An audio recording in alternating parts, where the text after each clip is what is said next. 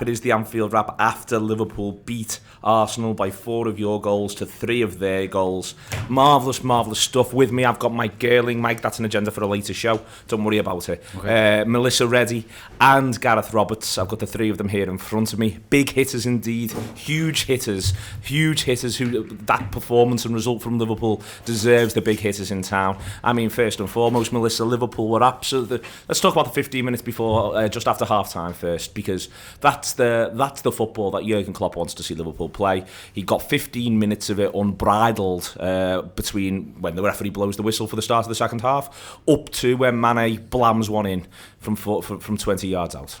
Yeah, 15 minutes after the start of the second half, but I think he would have been expecting that kind of Liverpool 15 minutes from the first whistle, because that was very much the plan, I think, for Liverpool to get at them. And he obviously lit a fire under their asses, because when they came out after that team talk, they then finally started to play the way we expected them to, the way they know they can. And the one thing I remember most from that 15 minutes is the cameras panning to Arsene Wenger on the bench, and he looked like he could feel just the weight of the fingers and stuff behind him all pointing at him, and it looked like he feared a 7 or 8-1. Liverpool was so dominant, just so confident in everything. It looked like it could head that way for a massive score. And that they didn't do it is so disappointing, because it was really there for the taking.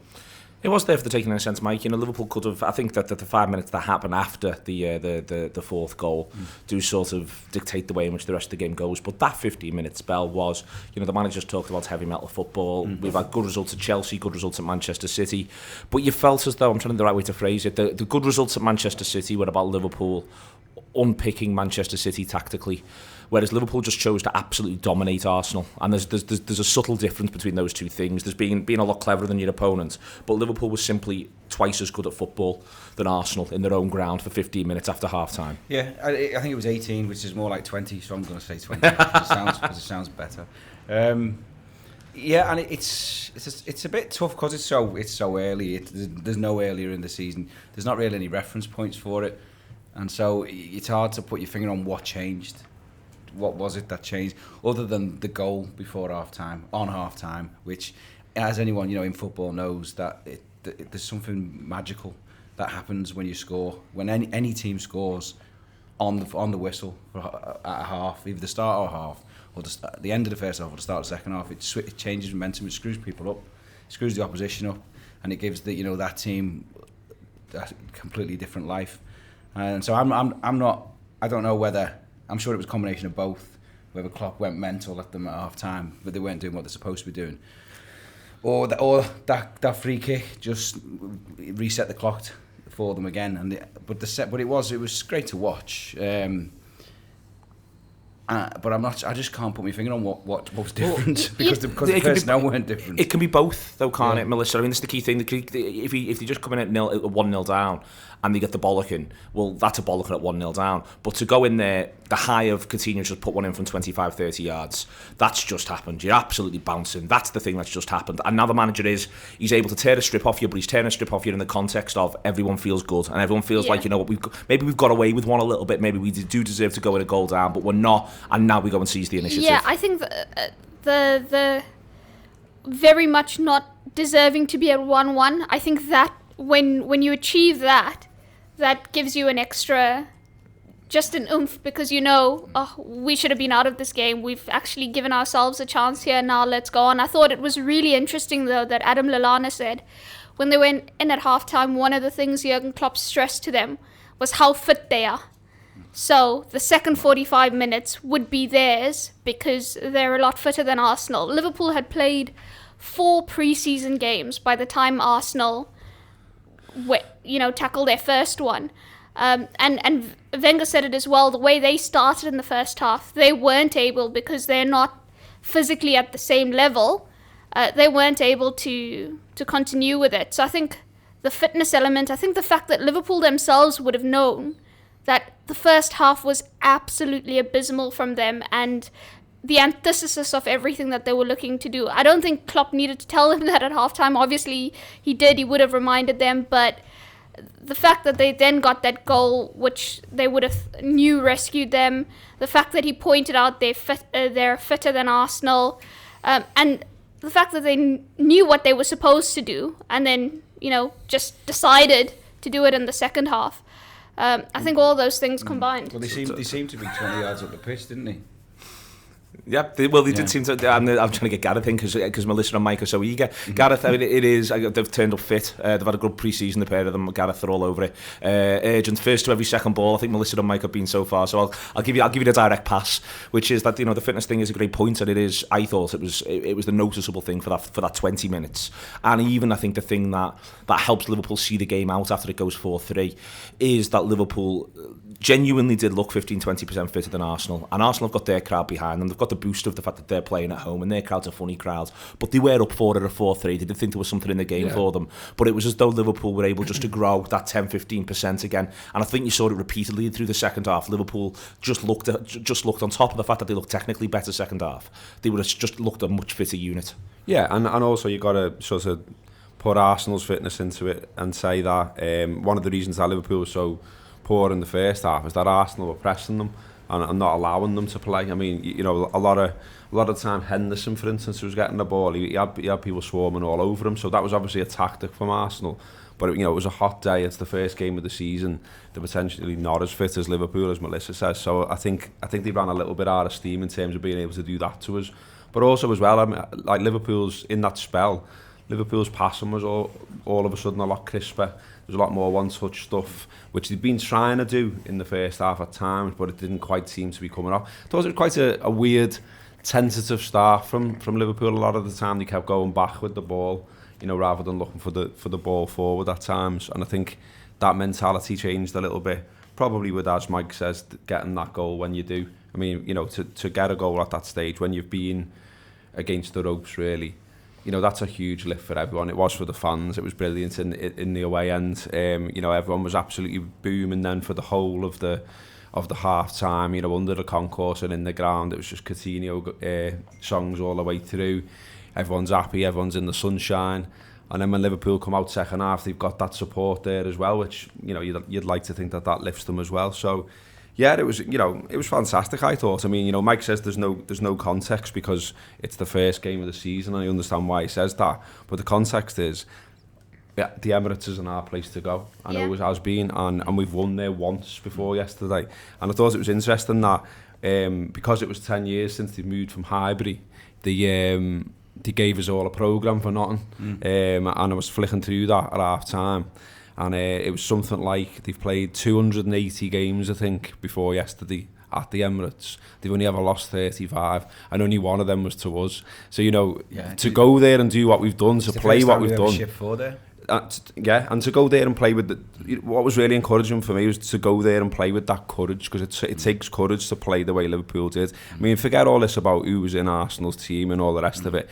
It's still Arsenal. They play in a certain way. They've got a good manager. They've got a good ground. All that. It's an hard place to go and get a result, and Liverpool did it. And okay, it's not ideal to concede 3 when when in the way we did, but nevertheless, it's a cracking way to start the season. There was loads of promise in it from what Liverpool did, and Sadio Mané, I'm sure we'll come on to him, but I already want to get a poster of him and lash it on the wall. He was great. Yeah. All of the above. All of the above. Yeah. No, I think when they come out in the second half, I think we're still talking about that period of play. The passing was noticeably faster. I think they were moving the ball fast. If the thing that was frustrating, I think everybody in the first half was we were very hesitant on the ball. Everyone seemed to be taking 2 or 3 touches, turning around, having a look each way. It wasn't automatic in terms of how we were playing, how we were supposed to play, which is quite strange. Which was strange for anybody who's watched the pre-season, like I know Melissa did a lot. That the drills that we were doing, attacking drills, were about making moves out of your box, out of your half into the opposition half, into the final third, into the box, automatic. And so it looked anything but. But then when we come out in the second half, immediately it was every ball seemed to be 10 mile an hour faster. Every touch was crisp. The movement was good, and the midfielders like I can't even say his name. The new guy, the Dutchman, Van Alden. Yeah, he was noticeably further up the pitch. in the second. He was, yeah. Immediately from the that. restart. And I don't know whether that was Klopp saying you've got to get like 10, 20 yards further up, but he was immediately there. And obviously he assists for the Lallana goal, which is a fantastic goal. Part of those 15 minutes in the second half was exactly like being sat back on the bleachers at Stanford University watching the pre-season training drills, just with the addition of actual opposition in, because when they worked on it in pre-season there were no defences to sort of break up what they were trying to do, but the movement, just the positioning of players and everything, it was exactly what I'd watched at Stanford, what I expected in the first half, but was great to actually see them implemented in that spell. Really chaotic, crazy, ridiculous spell. And I think that kind of football, that sheer dominance is what Liverpool will look to do this season. Also, I was very, very, very surprised by the tentative start, and Arsenal did put pressure on them, but Liverpool are a lot better in that situation, being pressed. They're a lot better on the ball than they were in the first 45 yesterday. And I don't know whether, I know Klopp was, he didn't make a fuss over the fact that it was a makeshift centre-back pairing. Obviously, he would have told them, we need to make it as uncomfortable for them as early as possible, because if you give them a torrid time to start with, they're just going to carry that through them all game. And whether it wouldn't have been overt from the players, but whether subconsciously they expected an easier game than they actually got in that first half, maybe that they were looking to catch Arsenal cold, and I think Arsenal perhaps caught them a little cold, because that was absolutely not the way they wanted to start that game. But yeah, massive result. It is the first game of the season, and you have to start with a win. And to do it away at the Emirates, like Gareth pointed out, is notoriously difficult ground for Liverpool to win at, was big. On the shape of that first half, Gareth, it is worth pointing out that, that besides at this stage of the season, but I think in general now, I think you see it more and more in football, there's almost a thing where you feel as though there's a lot of sides who sort of decide where they're putting their energy. It's almost like, we're gonna be all over everyone for this period of time. We know no one can run at a certain level for 90 minutes. No side can. So therefore, some sides might be fit enough to do it for 60, but you've got to distribute your 60 through the game. It did seem like that first 10 Arsenal did come out with the attitude of, we're going to show these here. Huge first 10. I felt, and that's why I thought that the period around the penalty and the subsequent goal, I felt Liverpool had seen Arsenal off a little bit, in that it become a bit of a nothing patchy game up until the moment when the penalty is given. You didn't really see a goal in it for either side before the break at that stage, but I thought that was the way in which the first half was shaping up, that Arsenal have basically put all the chips on first 10 and last 10 of that half to try to really open up a gap. Yeah, and Liverpool at times were all over the show as well. It's got to be said, particularly down Moreno's side, which they seem to be targeting, because he's the obvious weak link in the side, and he doesn't get a lot of cover. He doesn't get a lot of cover now, and also he's asked to get forward. I mean, it's worth saying that at no point do Liverpool look like they're going there and being compact, being defensive in any way. The lineup's very attacking in itself. It's a statement in itself to go out with that lineup, and then it's going to be interesting under Klopp this season if that's the way he's going to approach games away from home as well. We're going to concede goals. There's just no two ways about it. I mean, the setup leaves your defenders exposed. I mean, there was a situation there where it was when Lovren got booked, and he had to come out to that. He had to come out and do that, and then when he missed it, he went and just got booked and took the card to stop the attack. But the reason he was doing all that was because he was exposed by how far Liverpool were forward as a unit, and it's going to be exciting. We're not going to struggle to score goals. I mean, we could have scored a couple more there. I mean, I thought Wijnaldum was poor on the one where he basically side-foots it at the keeper. Given his goal record and what you've seen, and that he can put his foot through the ball. I thought he should have done exactly that there, and to side-foot it at the keeper was a bit disappointing.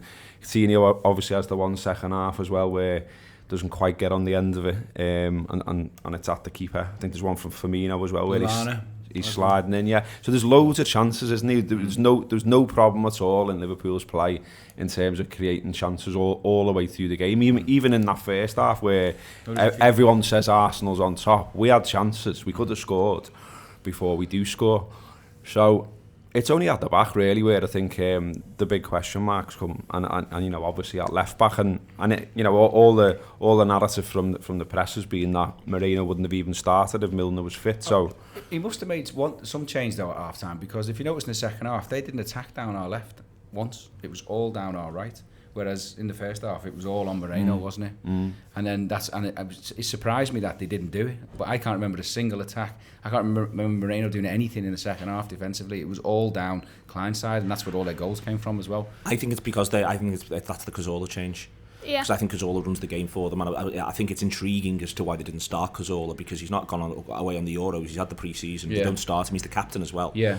But as soon as Cazorla comes on, he naturally goes that way. He goes that way, and he comes on and plays much sort of off that side, and he demands he runs the game for them. And I think I think it's more what they do in terms of when they make that change that dictates. Well, because all Cazorla wants to do is just get on the ball and play. Gets the 2 assists as well. Yeah. But you know, Liverpool are going to get caught, aren't they? Is what my point was, that because you know, you look at the goal, everyone's hammered Moreno for it, and you know, to an extent rightly so, but one of the reasons he's on the front foot and out of position and then trying to recover it is that's what Klopp wants. Yeah, he's anticipating we've got a break on here. And Lallana gets tackled. Yeah, my job is to join up with the break. Yeah. But I think then that's where all the intelligence comes in, and Klopp has been very keen to express that the team has to defend as a unit. It's not just the 4 at the back. So when your midfielders lose the ball, like Lallana did there, that puts the team in a world of pain, because he unnecessarily tries to turn there. Yeah, he does it a lot. But that now puts pressure on everyone behind him, because he's lost the ball in a crucial area of the pitch there.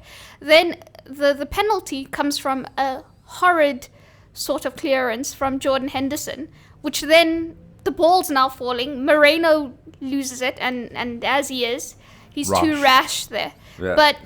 But it's all having this knock-on effect, and that's why he keeps saying you have to make it easier for your back line by being more intelligent when you're in possession. And I think collectively Liverpool have to improve on those areas, especially I thought in the first half, especially the midfield was so disappointing for Liverpool, and there's too many touches, they were too slow. But you're definitely right, the way we play, and Robbo's saying basically the same thing. Yeah. You can't afford to have a turnover of the ball in midfield there, the way we play. Yeah. You can't, if you get caught there, you're basically giving a goal away. So there's a really good chance of it. And Klopp referenced that as well post-match, saying that if we want to play with a high line, which is what we do, if we want to be so aggressive, we can't then gift the opposition goals by making those kind of errors. And I think they did do a lot of work on that type of organisation and stuff in pre-season. But I don't think they expected Arsenal to come at them as hard as they did. And then after going 4-1 up, it's exactly as Klopp says, maybe that feeling like, we've got the game buried here, which then allows Arsenal back into the game with that sort of thinking. It was a really poor goal to concede. Yeah. But it is, after it's 4-3, Mike, to talk about that sort of game intelligence point, after it goes 4-3, I think that the fitness obviously plays a part. Liverpool look fitter than Arsenal, but yeah. I actually think that there's sort of the question marks around game intelligence, because, for instance, in the run-up to after the penalty save and to the run-up to when Liverpool concede, for instance, Henderson tries to take a quick free kick.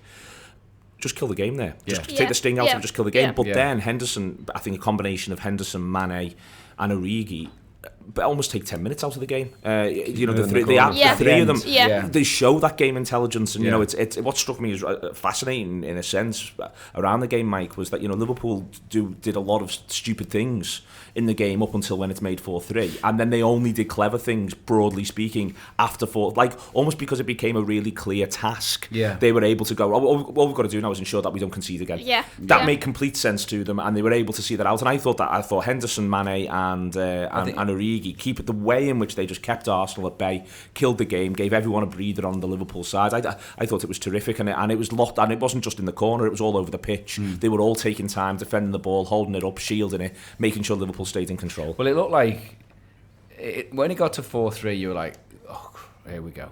We know what comes next. Like, we've been here before. But that only lasted for a little while, that feeling. And I don't know whether it's going back to the earlier point about fitness.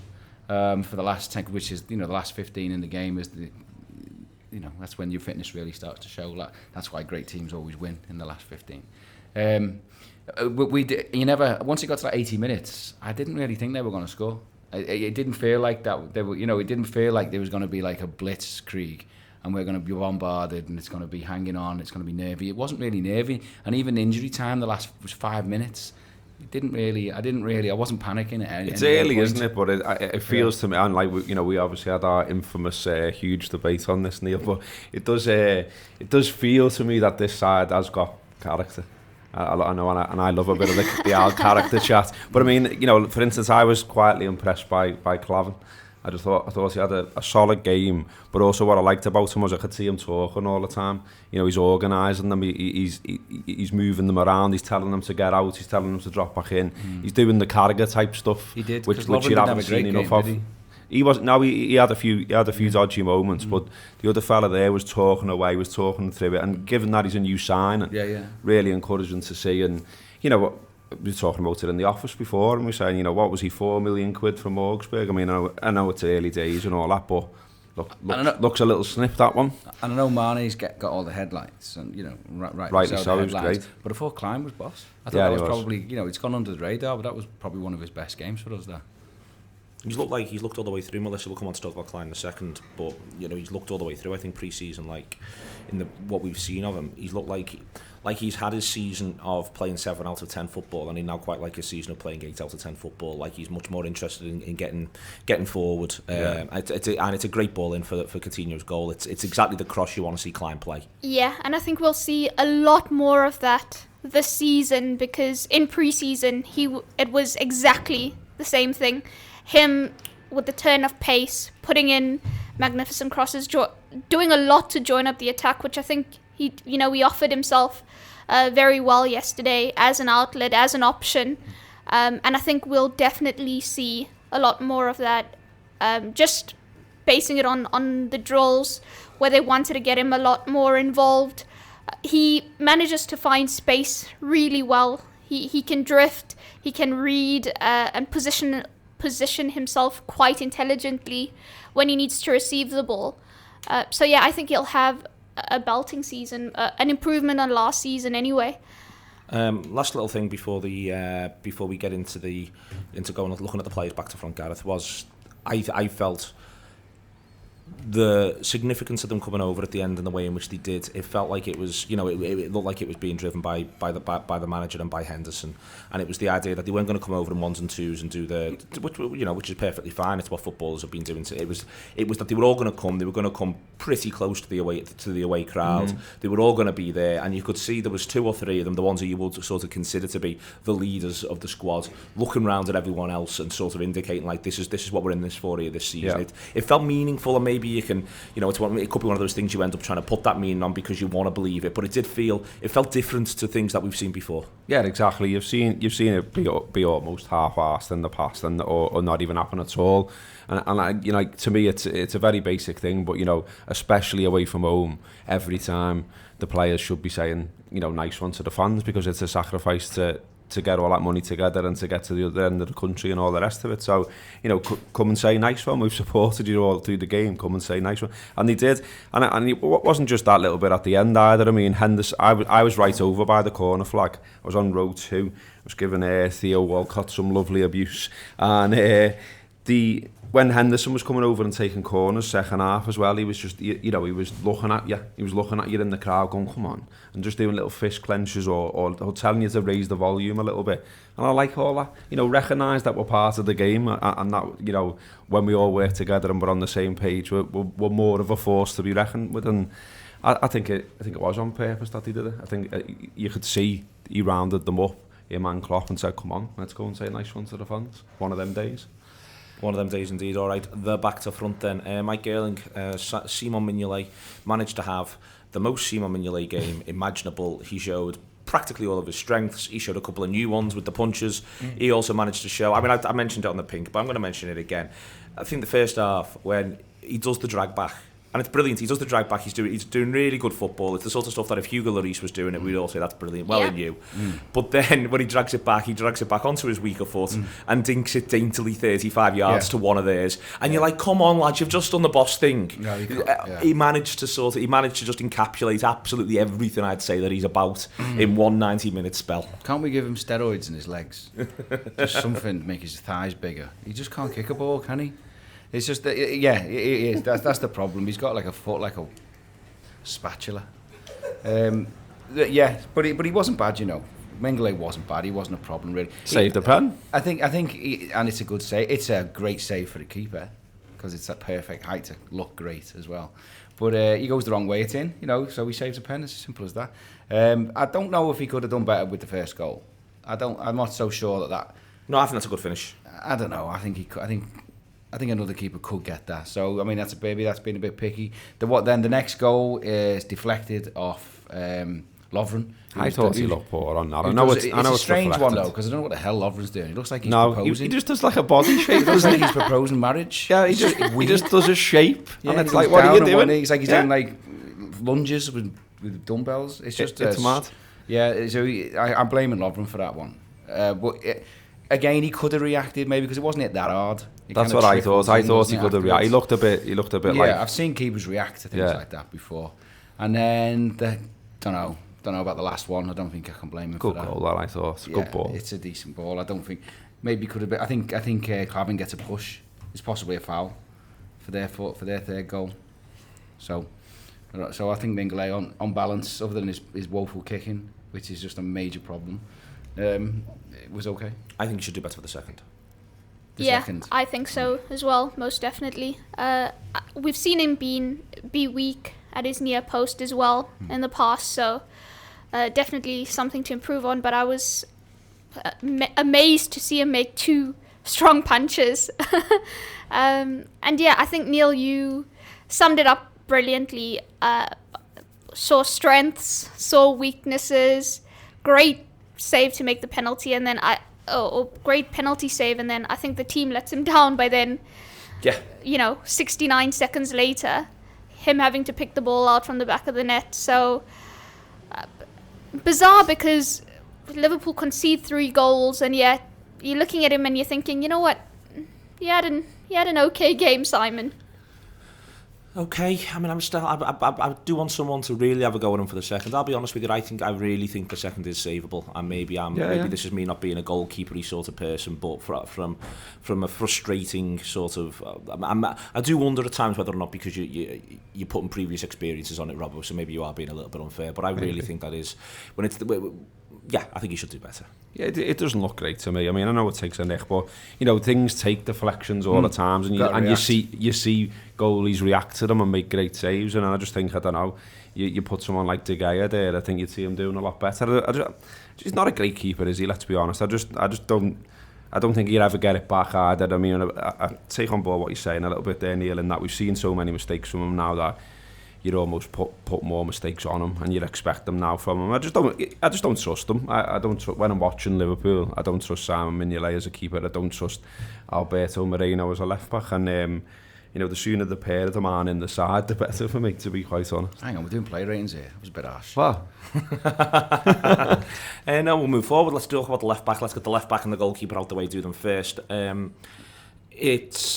I'll go back to you actually, Gareth, as you've just said it there. You don't want to watch him play football for Liverpool anymore. It appears to be the vibe. A lot of people were saying that towards the back end of last season. You've got to watch him play football for Liverpool. James Pearce puts that put that on the Echo ratings.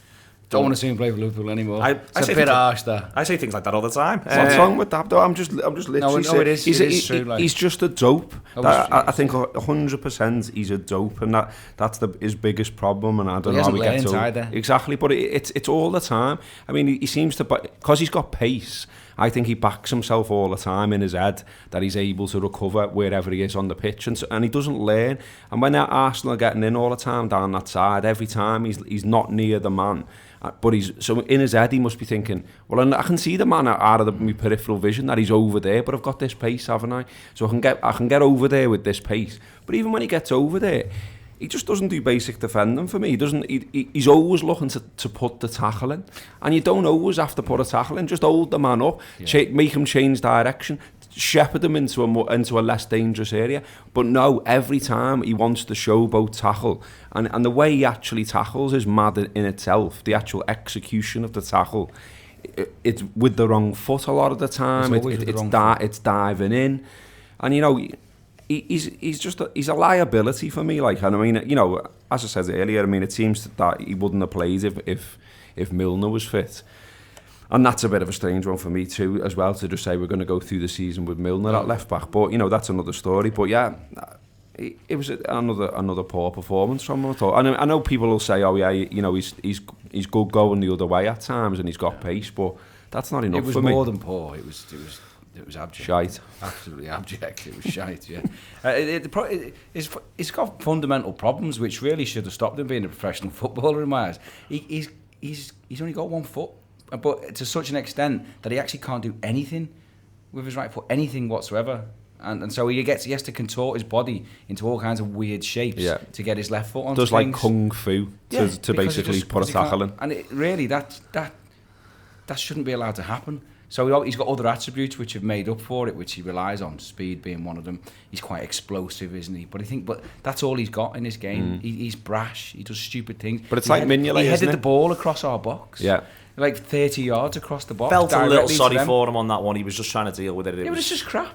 He's a defender. You know, he's not... You're not meant to head the ball that way. The rashness is the stuff that annoys me, because it's what you've seen it before over and over again, and then you've started a new season and you think surely Klopp, the rest of the coaching team have been in his head, and then he's just repeating the same failures, and you're like, well, you're not learning here, lad. You're not giving yourself a chance. You're just doing that same stuff again. He follows the ball around. Yeah, I think the speed is such an asset for him, but it's also such a detriment, because when you keep backing yourself because of the pace, the adrenaline that it takes you to get back to where you need to be is then what, you know, part of what causes the rashness, because you've worked yourself up that you've got to get back to the position you should be in, and you've got all this coursing through your body, and then you just he doesn't have the seconds to think about what he's going to do. He just does. And so often when he does the rash thing that you're thinking, please just don't do the rash thing that we can all see that you're gonna do. Predict that you're going to do because it's in your makeup. He always looks surprised afterwards when, you know, the foul is given, penalty is given, free kick is given, and you're thinking, Alberto, this has happened ad nauseum now. You should be at a point where you are starting to think more. And I think... But he doesn't pick himself.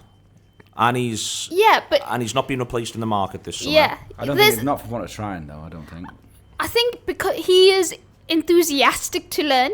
He wants to learn. He wants to improve. He shows all these things. And if you want to do something, if you're applying yourself on the training pitch and stuff, you know, Klopp's willing to work with you. And I think that's the case. But all he needs just the intelligence to think, you know what, I'm really quick. So because I'm really quick, I don't actually have to bolt. If I sense a break, before we've even properly got control of the ball, I shouldn't speed up well ahead of position because I am so quick. I will link up with the break. And I should only go when we've got more control of the ball. That's one thing. And then, as well, he should always be closer to his man because, like I've just said, he's got the pace if we win the ball back to join up with the attack. So why he's always miles ahead of where he should be is mind-boggling because he doesn't need to use your pace to get over there. Why? But he follows the end of the sprint with the tackle every time as well, and you're not in control of that. You're not in control of putting a tackle in at that pace, basically. So you're an accident, you know, waiting to happen doing that. You get over there, just jockey the fella. Yeah. And look for when you can actually win the ball. Not go, I'm taking man, ball, stand.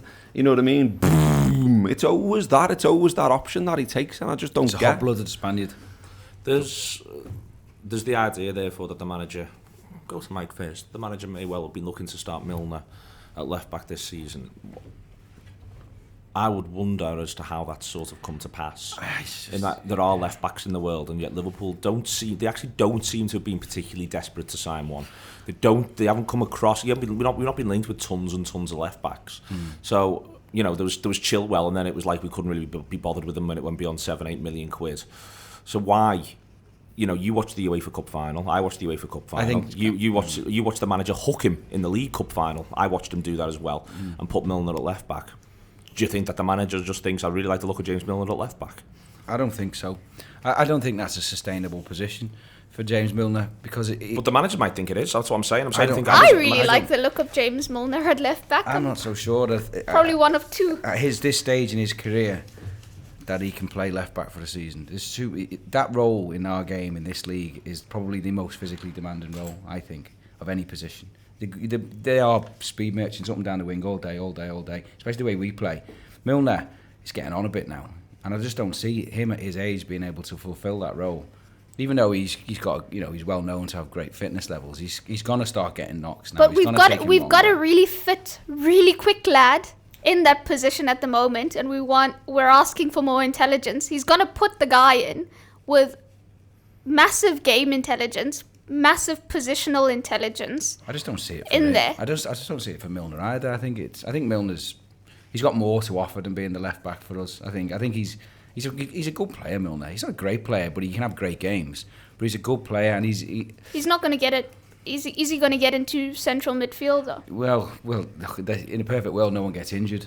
But yeah, he will do because we'll get injuries. But I don't know. Okay. But also it's Joe Gomez as well, and I think he'll probably come back into contention as the left back when he's fit. So. And I think he'll be. I think that's who Liverpool have got in mind for it. Do you not think he's got a bit big, Gomez, though? Do you not think he looks like he purposely said, get in the gym, get on the weights, up your diet a bit, get big, and I mean, like, you're playing centre-half big, you know what I mean? That would be my thing. And that's his long-term trajectory anyway, if you know what I mean. So, but it might be that, for instance, to get in the team, he ends up going left back for a period. I'm intrigued. There'll be more on this across a couple of shows, I think, this week on Tour Player, and also I'm writing something about it. All right, then. Now I think we're mostly in the upbeat section of our show, where we're talking about how fantastic everybody is, one after the other. Touched briefly on Klein before, Melissa, so we won't go too long on him, but a little short of the business. Yeah, absolutely. Last season he was Mr. Consistent, and I think he'll carry that consistency throughout the new campaign with the added bit of edge that people were looking from him last season. Like we said, a lot of 7 out of 10s, but you want those assists to come in from him because he is so good in joining up with the attack, so I think we'll see a lot more of that. Isn't that his first one for Liverpool? I think it is. It's a bit mad, that, isn't it? Well, it is. Let's be fair. It was pretty shocking. His final ball. Yeah, it's poor. But if you look at that goal, the Coutinho goal yesterday, there's about 6 Liverpool players in the box. Yeah, I was on that. It's mad. I know they're swarming on you, aren't they? There's literally all 6 Liverpool players in their box. And he wants, you know, that's what I was saying about, I mean, slightly defending Moreno for a second, but that's what I was saying before about, that's what Klopp wants, isn't it? Yeah. He wants them all flying forward, you know, almost, if you're doing the balance thing, hugely in the favour of scoring goals over keeping them out. But that to me was that goal was the picture book Klopp goal for me. That second goal, is that the second goal? No, the third goal. Third goal, Coutinho goal, because it's not a break, so it's not just about pace. It's a measured team goal. 19 passes, I think. Everybody's up there, up the pitch, and it's like grinding, like a vice against Arsenal. It's strangling them, and they can't. And it's powerful play. It's power play, and every ball's hit fast, hard, long. You know. But it's moved quickly. Yeah, and the whole team pushes they've got they run. It literally strangles them with oxygen, and then in the end, bang in it. It's just a quick ball across and goal. That's why Klein's great, isn't it? Because he wants the ball moved up the pitch quickly. As the transition, boom, go, fly, and that's why Mané looks great already. He looks such a Klopp player because he just picks the ball, he flies, he takes it up the pitch. Klein was doing the same, and it's like. You can see how all this is going to work. You know what I mean? That's what I loved about the whole day. Really, you could do. You know, we can pick apart certain performances and there was stuff we didn't like, but on the whole, it was like we've won at Arsenal, and there's so much more we can get better at here. I mean, not on Klein, but I think it's the case across the board. So often, for instance, we can say, well, X's cross doesn't look the part, but that's because there aren't people in the penalty area. Yeah, no one's attacking it. Defining what it is you need to do. Yeah.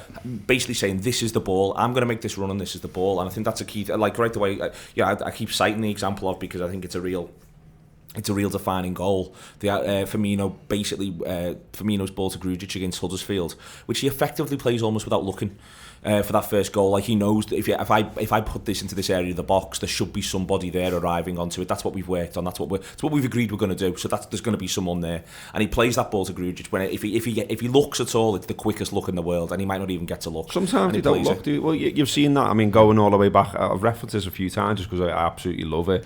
But going all the way back to, late 80s, early 90s sort of thing, there was a ball Beardsley played to Houghton. He didn't look. Yeah. He didn't look. He fell backwards and swivelled in one movement. I think it was against Derby at home.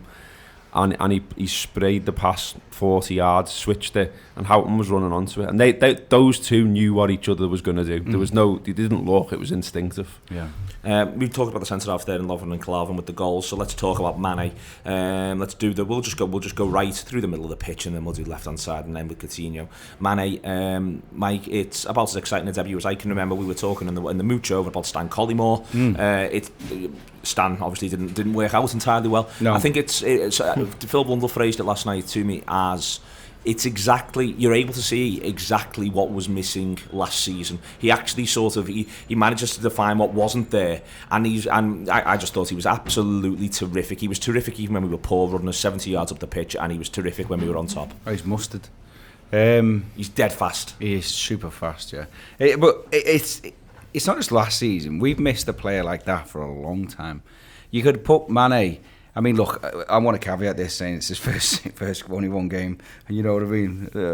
No, go mad, call him New Barnes. Yeah, yeah.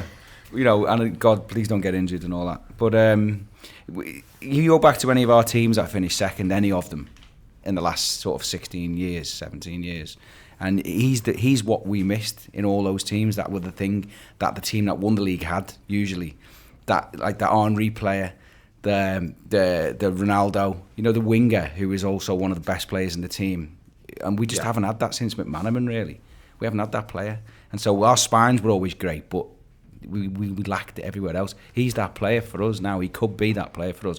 And the beauty of someone like him is that it's just a massive problem for the opposition to deal with, because he's not, he's not your striker. You got to mark him out with centre halves. He can pop up anywhere, pretty much, but he links the play massively, like glue. Because he's so mobile and fast. He's popping up in our third, the middle of the pitch, the final third, and then obviously in the box as well. And he's great. And it's also interesting. I think he's an interesting signing for us, because we spent decent money on him there, and he's a player who is going to be in his prime at Liverpool. Do you know what I mean? Yeah. At his age, so he's if his best years, no matter if he has them anywhere, are going to be at Liverpool now, right? Unless something bad happens and we have to get rid of whatever. But that's been a while since we've done that with a player of that age. We've gone in. The strategy in previous years is to get him younger. You know what I mean? We sold Suarez on when he wasn't much older than him. Do you know what I mean?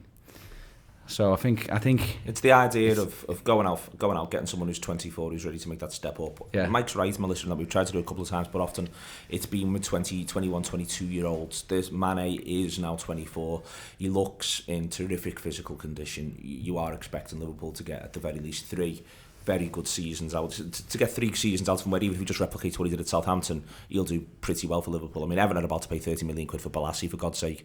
But there is, there is that feeling that he'll do, if he just does Southampton, he's doing okay.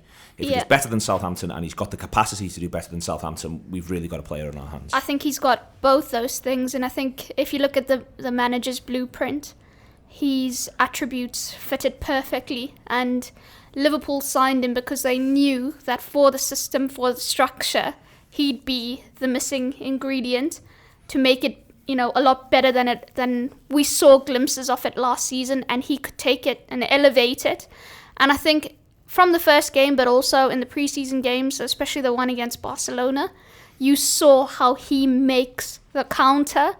And also, Liverpool's build-up play when they've got possession themselves, how he makes everything better. To have somebody who's going to run in behind is such an important asset for Liverpool, because a lot of the players want ball to their feet. And he's different. He can exploit the space. He can absolutely zoom past his markers. And he showed that for his goal yesterday. But he's got everything. He's got skill, strength. Obviously, he's lightning quick. But the other thing he has, which I think often gets lost in the mix because he's so dazzling, is the fact that he works so hard. He is so industrious. Yesterday he had most ball interceptions in the game from both teams. 8. Most tackles. 6. Completed the Don't take most. off me, Melissa, when I'm just about to use them. Completed the most take-ons. 93% pass accuracy, and this is for an attacking player who has to try the risky balls. His numbers are absolutely ridiculous, and it's not empty stats, because those are stats that matter for the way Liverpool want to play. And what he does then is he brings out the best out of Firmino, Coutinho, and all these other players, because they've got somebody who they know to put the ball in space, and he's going to get it, he's going to be there, and he's going to be awesome when he gets it. It's just about the consistency now, isn't it? I mean, it's one game. You say don't get carried away, but of course you get carried away when someone scores a goal like that. That's an absolute worldy of a goal, and a goal like that's scored by, dare I say it, a marquee player. Because if you got Götze, would he be able to score a goal like that? Don't think so. It was an absolute belter of a goal that literally left me open mouthed in the ground. And I think when we spoke to Southampton fans and things like that for other shows, there wasn't really a question around his talent. There was more a question around perhaps his attitude at times and about whether he could produce that type of performance consistently. Well, the thing that I think is interesting, we were just talking about this when we were walking up, is that Klopp keeps talking about us having players that actually want to play for Liverpool, like almost you put the feelers out and straight away they're snapping your hand off and saying, yeah, I want to play, I want to come. And it seemed like that was the case with him. So my hope now is that he wants to play for us so much. He's also in his peak, like you're saying, Mike. So now's the time. Everything's right for him. This is where you become the star, mate. And so hopefully, those inconsistent performances that Southampton fans told us about, we see less of that and we see more of what we saw yesterday. But yeah, absolutely exciting. And like you say, Mike, it must be an absolute nightmare now for an opposition manager to go, all right then, so how do we stop this fella? And if you stop this fella, are you then leaving more space for Firmino, for Coutinho, even for Wijnaldum if he's coming from deep, or Henderson if he's coming from deep, whatever. Well, never mind the forwards. You don't even, never mind the Regi, never mind Sturridge. You know what I mean? Yeah, exactly. Yeah. Well, that's what you got to. That's a great point. That's what you got to remember about yesterday. That apart from being a late sub, there's no actual striker, out-and-out striker on the pitch, and we scored 4 and could have had a lot more. Lallana and Wijnaldum as a pair, because I think they actually had very, very similar games in that neither of them seemed to produce first half, Melissa. They weren't doing any of, either in Wijnaldum's case, or Wijnaldum's case, sorry, what's been briefed that we can expect, or in Lallana's case, almost what we've seen at times. For instance, you mentioned before when he gets robbed in the situation that leads to the opening goal. But the second half performances from both of them, absolutely terrific, and exactly what you need if you're going to play that sort of 4-3-3 with Henderson as the one and those two as the two in front, in that they offered a genuine screen to help him to ensure that he wasn't exposed on the one hand, and then on the other hand they were both able to join the attack, which they do to devastating effect to put Liverpool 2-1 up in the game. Yeah, it's like they suddenly remembered that they were supposed to link the defensive side of midfield with the attack in front of them, and then proceeded to do it. Like you said, the defensive work from them second half was a lot better, but their link play was just sensational, heavily involved in the goals. Wijnaldum for 2 of them, and the chemistry and everything that Liverpool displayed when they went and got those 3 goals in the second half is exactly what Klopp wants from them, and what I do think we'll genuinely see throughout the season in more detail. Probably not always as devastating, because that period was just relentless, but I think with the same sort of telepathy between the players, because that's genuinely what happened. They all it just clicked, and they all remembered exactly where they were supposed to be, what they were supposed to do, and those two were chief in getting those goals, in being the suppliers, in being the ball carriers. And I think you're right. I think they mirrored each other quite a lot in the game. But also remembering that it's, Wijnaldum's competitive debut in a tough encounter away from home against they may have had a makeshift back four, but they had a decent midfield still. Probably not where he wanted to play either, is it? Yeah, it is not, to be fair. He'd like to be Further a lot forward. more advanced, because he is very much a goal-getting midfielder. He wants to be in the box. He wants to get goals. But in saying that, his position allows him to go and join up with the attack. He was in the box himself, just out of the top of my memory, 3 times that I can think that he was just there waiting for a loose ball. And Liverpool, we saw yesterday, I think the idea is to have a minimum of 4 runners in the box when there's an attack. And we saw a lot of that happen yesterday. So I do think he'll get his opportunity to get goals, even though he is stationed a lot deeper. And he's got the intelligence to play there. Second half, brilliant. First half, him and Henderson and Lallana all were doing my head in. I actually, and I've got to be honest, I don't think I was angrier than I've been in a long time at Liverpool in those first 30 minutes, because what I expected them to do, what I knew they could do, and what they were doing utterly bewildered me. And even in the Europa League final, even in that second half capitulation, I wasn't as annoyed as I was yesterday, because I knew that they weren't following the plan. But then to go and execute it so brilliantly, and Rob, Gareth, you said this earlier, people are saying don't get carried away, but when you can see signs of something, when you know what a team is planning on doing, and then you given that little evidence, it is very encouraging, and I think that's what they did. I wonder if there's a little bit of nerves from the midfield as well. I mean, there's a moment where Lallana just let the ball go out of play. I mean, he's a professional footballer and he plays for England as well, and he's not going to do that often.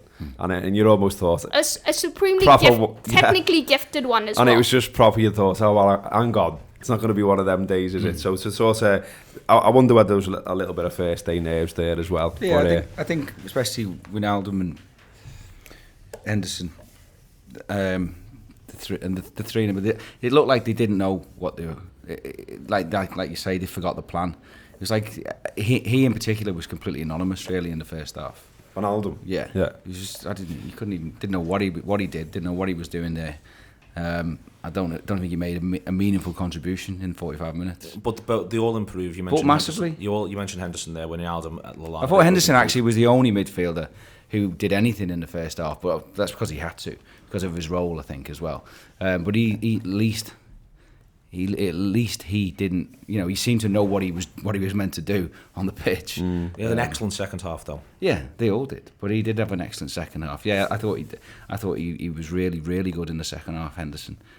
Best I've seen him for a long time, actually. Well, we haven't seen much. He was good at sort of galvanising it, wasn't he? When Yeah. it felt we were a little bit on the ropes, he did the captain's role and sort of got everyone back together. Got the heads right. He rotated the ball really well. He does that well, doesn't he? But he's another one there where essentially he's out of position. That's not his normal role, is it? At the end of the day, I think it will be. It might be. I mean, it's interesting to see what happens now, isn't it? I mean, we're talking about Wijnaldum being in a fairly alien position for him. You got Chan's obviously floating about, and the fact that he gets on suggests that he's not that far away fitness wise. So what happens at Burnley now? Do you see them all in the same positions again? Maybe not. Well, you think Henderson for Chan fighting over the same position? Maybe, or Wijnaldum drops out.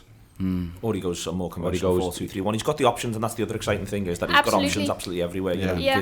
He's got options. It means that it's why, for instance, at the moment, if Sturridge isn't 100%, that's okay. If Chan isn't 100%, that's okay. It wasn't as though it was. You saw in the second half there. That's about as well as you've seen a Liverpool midfield function. And yet, Emre Can, who people would have said, for instance, has to start every game if he's anywhere near fit. The manager last season drops him back in for Villarreal as the mentality of, I've just got to get him on the pitch somehow by hook or by crook. Well, he doesn't have have that mentality against Arsenal at the weekend. There, he feels as though, no, it's all right. I'm going to play. I'm going to go with these boys. These boys are going to be fine for me. And I think, Melissa, that's the key thing to take is. I don't think any of them are going to get 38 games, even if they stay injury free. Yeah. They are going to be chopped and changed, depending on their own fitness levels, depending on what the opposition is, and depending on their own form as well. Yeah, when I spoke to him in California, he said he was talking to me about people getting obsessed with the idea of what his preferred formation is and stuff like that.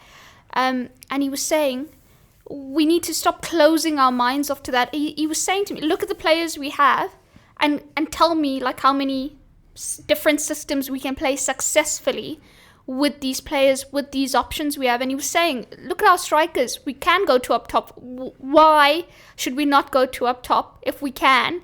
If it's needed in a game, if we think it's the best way, we can win a game. Why? Because I like to play one striker up top. No, it's not about what I like and what I want. It's about what we as a team need to do to win a game.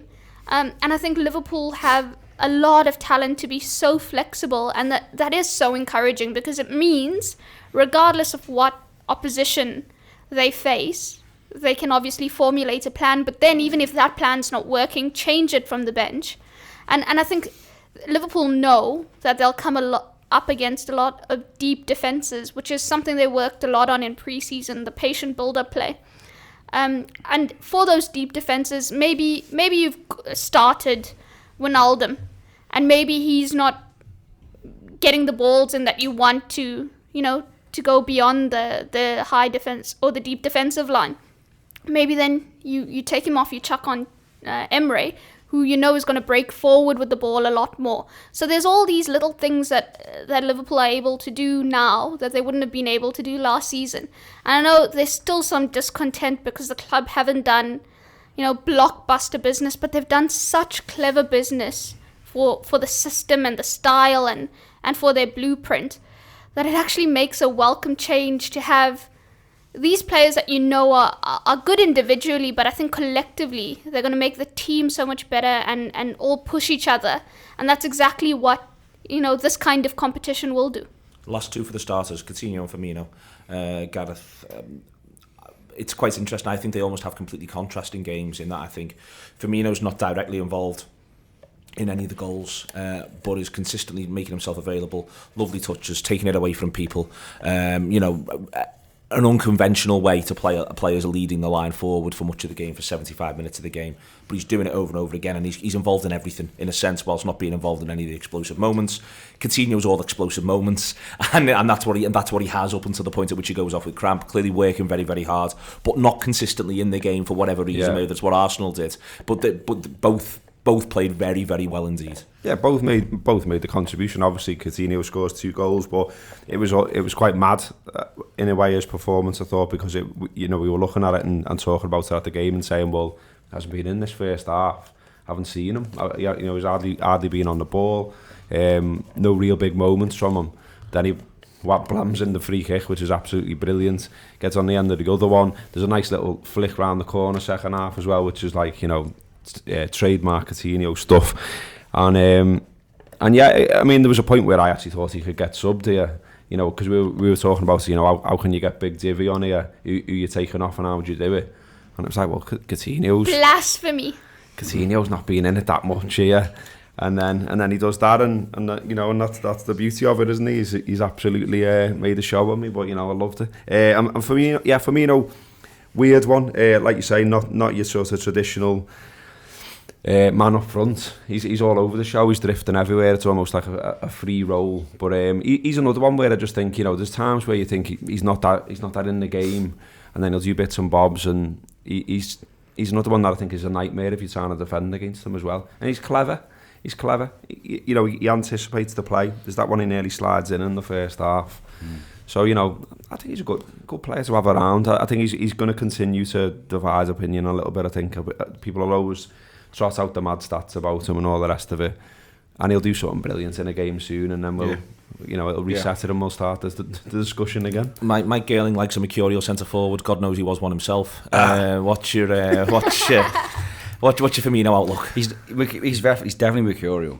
Coutinho is more dependable than Firmino. Even when he's kind of not in a game, you know what he can give you. Coutinho, he's got some. Old Trafford away last season, Chelsea away. Even if he's not in it, Firmino can have really bizarre games where he can't seem to touch. He has no touch sometimes. So I can understand why he divides opinion. And he can be profligate, and he was yesterday. So, he did give the ball away quite a bit yesterday. But that's the kind of player he is. And it's like I have to constantly remind myself when I'm sort of grinding my teeth when he's give the ball away that but he's also the player who'll do something which is the creative side of the game, which the other players can't do, and they create an opening. And you have to take the rough with the smooth with those players. And Firmino is a classic case of that. He does give the ball away quite a lot, and quite cheaply as well at times. But then he'll do something which no one else is going to do apart from maybe one or two other players that are out on the pitch. I think I'm a lot more positive about Firmino. I think he's incredibly intelligent. And Klopp uses him there as the makeshift forward because he understands the press, he understands the positioning. He understands space. Yeah, he is very clever at knowing where he needs to be in relation to his teammates, where he needs to put the ball in relation to where's the best space. He does very, very clever things which we sometimes can't quantify, and I know we all... people like... It's not what you're paying your 50 quid for, though, is it? Come on. The technical aspects of football aren't what get fans off the seats. It doesn't have to get fans off their seats. It has to make the system work, so then Coutinho can get you off your seat. He is very instrumental within the framework of what Liverpool are trying to do, and Neil nails it there because he doesn't directly influence any of the goals, but he makes all of them happen by doing all the other bits and bobs in and around that need to be done of him. Well, everybody else does that then, if you're going to say that though, aren't you? Everybody does that. But that's the thing. That's what, Lallana used to get a lot of stick last season, and people were like, haha, we're signing all these players, Adam Lallana's not going to start. Jurgen Klopp loves Adam Lallana because Adam Lallana, for the system, is vital. And he scored, mate. That lad out there you tweet about us every week. He scored, mate. But also but on that though, for instance, just to put that in, Lallana and Firmino in the same line of players, for want of a better way to phrase it, is not so good. Whereas Lallana, I think that was the frustration last season, is that if they're both trying to do a lot of what you're talking about there, well, you need someone who's going to do the other stuff. Yeah. And that's, and let's be clear about this, Firmino's now played 17 league games in 2016 and he scored 10 goals. Yeah. So, he does put the ball in the back of the net a fair bit, but it is, I think, that idea that you need to have, you for instance, that's why Mané just comes in and looks like he sorts so much out. But I think it's directness, Neil. That's what you need. It's funny, you have to have all the ingredients on the palette, don't you? Exactly, all the ingredients. I'm mixing my metaphors there. Yeah, all the colours on the ingredients on the palette. All the ingredients on the plate. Well spotted. Yeah, but we're in these fancy restaurants now, mate. You get your meal on all kinds of things. It's hardly ever on a plate. All the food on the slate. But that's the thing. You need all these different elements to combine. Not every player can be like Sadio Mané. Not every player can be like Felipe Coutinho. You need all the different aspects to come together. Klopp's always talking. Even yesterday, he didn't want to talk about Mané individually because he felt like collectively they made those 15 minutes in the second half happen. But my God, full Coutinho. Different season, yet you still need the same player to bail you out. And that's what he does. I think madly. So he scores 2 goals. The flick on basically creates the other. So that's 3 of Liverpool's 4 goals, come from him. And I think he had something like 38 touches of the ball in the entire time he was on the pitch, which is mad. So you need. But yeah, he gets his supply line cut off by Arsenal because, they're all over the players who are meant to supply him the ball. But then he also gets his supply line cut off by Liverpool themselves because they could not pass the ball in the first half. So he needs somebody to bring him into the game because of he's playing a lot further forward now. But when he gets the ball, the things he can do, and I think especially him and Mané particularly, came out in that second half and they thought, you know what, we can have these, and they both just decided to step up and have them. And obviously his goal just ups his confidence levels incredibly, but he's, 2 years running player of the year for the club. I think he can make it a hat-trick. I think Mané will actually run him close this season, talking like this after the first game. but he'll want to kick on as he did last season from the one previously. And just knowing the way he is, knowing the way Liverpool want to play, the fact that he is being stationed further forward this season, I think he's going to be absolutely brilliant and instrumental again. Yeah. Okay. Fantastic stuff all around Liverpool beating Arsenal by 4-3. More about this, more about left backs on gutter, which will be out this evening if you're listening on a Monday to this. There'll be talk of left backs and what Liverpool are doing there. It's going to be coming out there. I'm trying to write something on it as well at the minute. And there's also going to be a review show of the game with Sean Rogers and Ian Salmon. If you'd like to subscribe to Talk Play if you haven't already, that'll be going into some of the stats that Melissa whacked out. That's why I had them in front of me there, you see. I know, for instance, Melissa, I know that Arsenal attempted 485 passes, so take that. Huge thank you to Melissa, to Mike, to Gareth Roberts, and basically the Reds are on the march one way or another. It looked like there was a gathering of troops at the Emirates yesterday. They came towards us towards the end. It was all about the fist pumping and about beating your chest and saying, you know what, Liverpool, say that over and over again, say it in your sleep. That's the Anfield rap.